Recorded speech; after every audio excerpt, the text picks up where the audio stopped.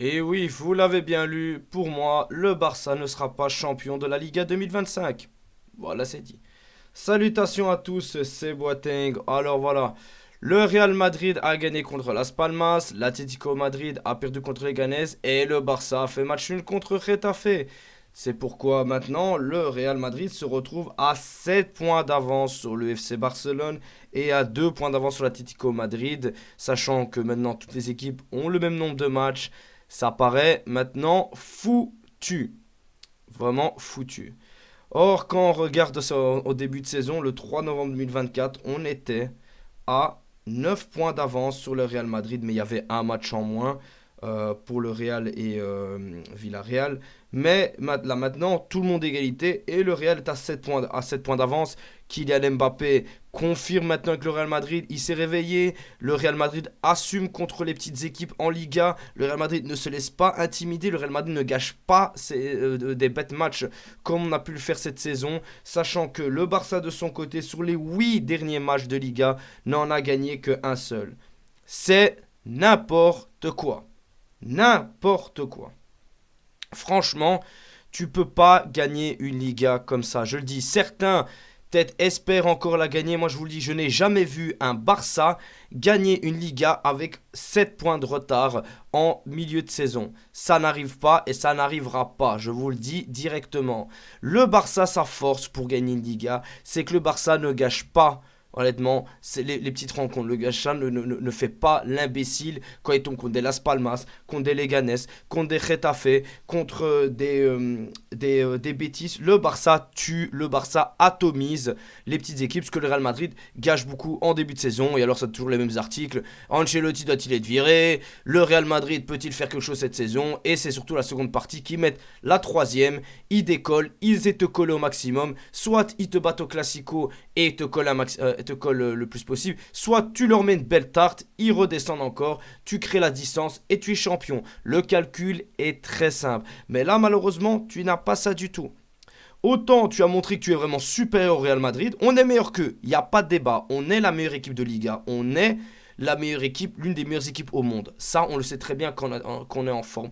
Mais le problème, ce qui t'a causé pardon, énormément de préjudice, c'est le manque de profondeur de ton banc et les blessures. Tu avais beaucoup de joueurs qui revenaient de blessures ou qui étaient encore blessés, sur lesquels tu n'as pas pu compter. Surtout que quand tu faisais monter des remplaçants, à l'image de Frenkie de Jong, même si je tombe beaucoup dessus, tu ne pouvais pas compter dessus, tout comme Ferran Torres. Mais là maintenant, tu te retrouves où tu as tous tes joueurs. Tes joueurs sont en forme. Tes joueurs ont pris la confiance en gagnant une Super Copa d'Espagne et en Copa del Rey, tu atomises un Real Betis. Tu n'avais aucune raison de ne pas gagner contre Getafe. Tu devais gagner ce match. Tu menais à la 9e minute. Ok, l'arbitrage n'a pas été en ta faveur, mais tu devais tuer et tu n'as pas tué comme il faut. Et c'est ça qui a causé beaucoup de préjudice au Barça pour le moment ce début de saison. C'est le manque d'efficacité, tout simplement. Parce que si on fait l'historique contre Las Palmas, tu gâches tout simplement. Ils ont deux occasions, ils te les mettent. Mais tu sens la fatigue. Tu sens la fatigue après les belles saisons face au Bayern de Munich et face au Real Madrid. Donc tu sens, tu te dis, c'est pas grave, c'est des choses qui arrivent. Mais contre la Real Sociedad, tu vois un très mauvais match. Même si tu te fais voler sur un goal annulé de Lewandowski, et qui sait, peut-être c'est pas le même match, mais avec des si on fera le monde. Maintenant, la Real Sociedad n'a pas volé sa victoire parce qu'on était super à au niveau physique et on ressentait la réelle fatigue. Mais en Ligue des Champions, tout allait bien. Ça, c'est ça qui fait la différence avec le Barça. C'est qu'en général, pour que le Barça se porte bien en Ligue des Champions, il faut que le championnat suive. Là, le championnat ne suit pas du tout, mais en Ligue des Champions et dans les grosses rencontres, tu réponds présent. Y a rien à redire. Mais contre le Real Betis, c'est pareil. Le Real Betis pousse énormément. Il pousse, il pousse, il pousse, il pousse. Et qu'est-ce qui se passe? Tu arrives à 2-2 et tu perds encore 2 points. Donc ça fait énormément de points perdus. Donc tu es quasiment à, ouais, t'as 8 points perdus là sur 9. Donc ça devient très compliqué. Contre Celta Vigo, tu mènes 2-0. Malheureusement, le manque d'expérience a fait que tu te retrouves à 2-2. Et c'est des matchs qui se payent cash. Très très cash. Tu dois tuer, tu dois savoir. Surtout au moment où tu mènes 2-0 et tu vois que tu es à 10, bah, tu dois faire le moindre erreur possible. Et la Koundé te plonge dans la défaite parce que, bah, dans le match nul parce qu'il fait une grosse erreur qui relance Celta Vigo. Celta Vigo n'a plus qu'à pousser. Et encore, tu donnes encore un peu de temps à Celta Vigo. Il te met même le 3 buts à 2. Mais voilà, tu te retrouves après à perdre contre Leganés où là On sent une amélioration, on sent que le Barça fait un bon match, mais le Barça gâche ses occasions, le Barça gâche énormément, et ça se paye cash, tout comme l'Atlético Madrid, le Barça fait un très très bon match, vraiment le Barça fait un très bon match, mais le problème, quand tu ne marques pas, quand tu gâches, l'Atlético Madrid te punit, tu perds encore, honnêtement, tu perds encore, donc sur 7 matchs, tu n'as qu'une seule victoire contre Mallorca, et après, tu atomises le Real Madrid en montrant de quoi tu es capable, pour après, bah voilà, avec toutes les rencontres entre temps, te retrouver contre Retafe, où tu fais 1-1 et tu laisses passer cette Liga tout simplement. Cette Liga, elle est perdue. Vraiment, il faut dire les termes, cette Liga, elle est perdue. N'espérez rien du tout.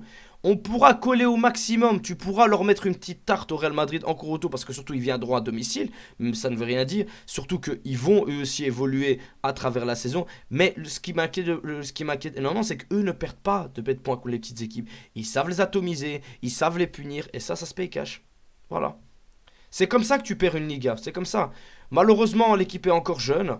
Il y a beaucoup, t'as un manque de profondeur de banc. On savait que ça allait se payer un moment ou l'autre. Pas aussitôt, vraiment pas aussitôt. Tu pouvais pas gâcher 9 points d'avance aussitôt dans la saison. Ce qui est fait est fait. Maintenant, tu as 7 points de retard. Parce que si tu avais tout gagné, tu serais déjà champion.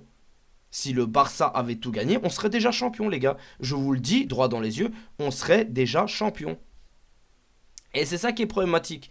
Parce que là maintenant, Mbappé va faire que monter en puissance. Tu as Alaba qui va revenir pour solidifier la défense.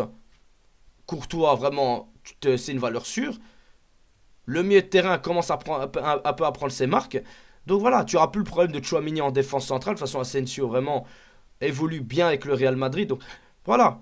Le seul truc que tu peux réellement espérer, c'est que logiquement le Real Madrid sera dans les barrages. Donc ils auront 2 matchs en plus. Donc ce qui fait que peut-être ça jouera sur la fatigue.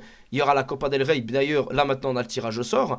Mais tu sais pas, voilà, tu sais pas ce qui se passera peut-être à ce niveau-là. Mais ils craqueront pas. Pour moi, ils ne craqueront pas. Et la fatigue, ils assumeront.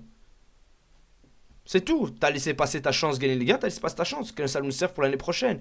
Certains parleront, oui, des stats de